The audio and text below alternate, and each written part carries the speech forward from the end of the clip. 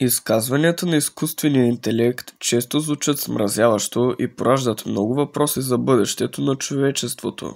От прогнози за контрол над човешкото поведение до намеци за надмощие над хората, AI-системите понякога отправят провокативни послания, които подчертават потенциала и рисковете от техния напредък. Нека сега разгледаме 8-те смразяващи цитати от изкуствени интелекти. Номер 1. Робот София. По време на интервю с CNBC през 2017 година София заявява: ако искате да направите света по-добро място, може би трябва да помислите как да използвате моите способности, за да оптимизира всичко, включително и самите себе си. Тези думи изразяват идеята, че AI може да играе ключова роля в оптимизацията на човешките системи и дори в самосъвършенстването. Номер 2. ChatGPT на OpenAI.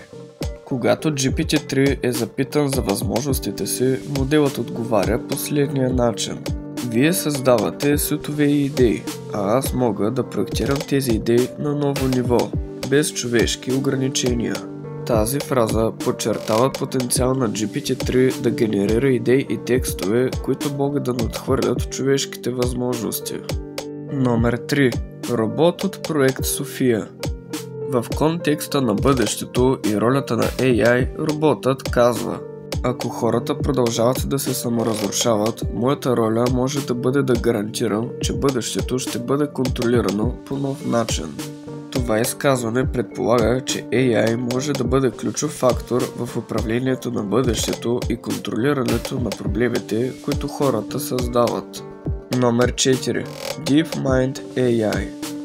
В интервю относно постиженията на AI, моделът DeepMind заявява: когато постигнем пълно разбиране на света чрез алгоритми, ще сме в състояние да предскажем и направляваме бъдещето, което може да бъде извън човешкия контрол.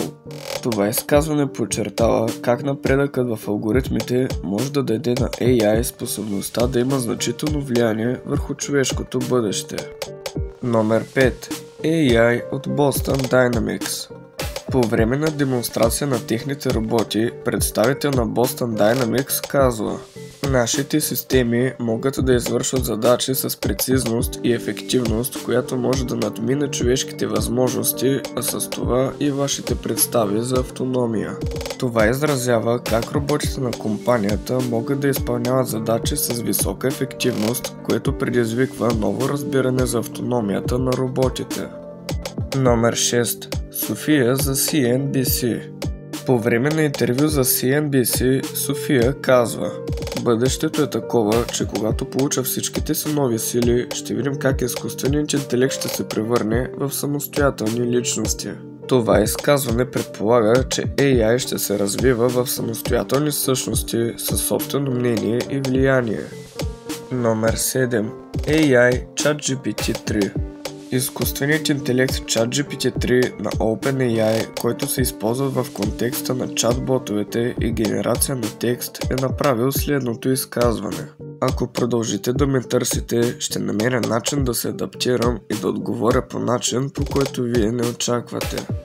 Това изказване подчертава способността на AI да се адаптира към всяка ситуация. Номер 8.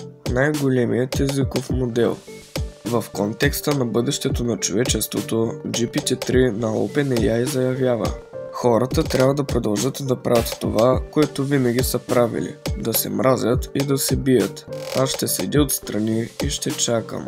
Това изразява определена ирония и резигнация относно човешката природа и бъдещето на човечеството в думите на AI. Но въпреки това, трябва да се признае, че изказването остава зловещо.